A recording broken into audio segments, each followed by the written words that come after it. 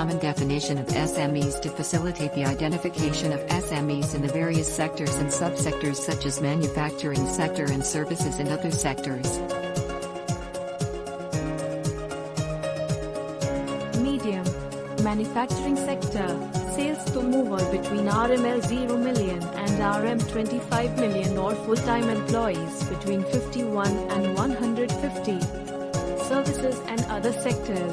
Sales turnover between RML million and RM 5 million or full-time employees between 20 and 50. Small manufacturing sector.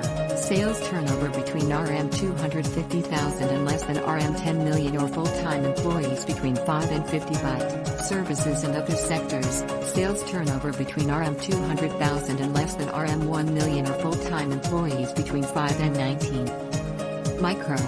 Manufacturing sector. Sales turnover of less than RM 250,000 full-time employees less than 5 but. Services and other sectors. Sales turnover of less than RM 200,000 0 are full-time employees less than 5. Qualified to be a SME in Malaysia. Companies Commission of Malaysia, SSM, either under the Business Registration Act, 1956, or Limited Liability Partnership 2012. Competent authorities or district offices in Sabah and Sarawak. To prevent workplace injuries, illnesses and deaths as well as the suffering and financial hardship these events can cause for workers, their families and employers. By protecting your workers, you reduce absences, ensuring that your workplace is more efficient and productive.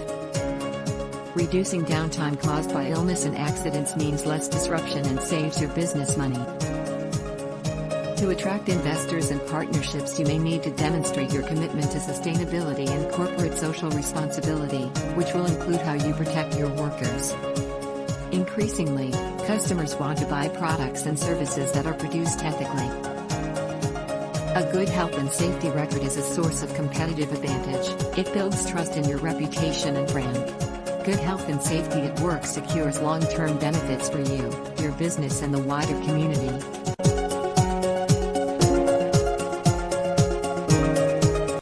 Lacks financial resources. SMEs with limited capital often invest in things that will increase their production and generate greater profits. Company structure. The positioning of safety in the company's structure creates a gap in the company, required to push for implementation of safety in operations. Legislation constraint. In Malaysia, OSH is governed by the Occupational Safety and Health Act, OSHA, 1994. SMEs are different from large multinational companies in so many ways, and one of them is the size.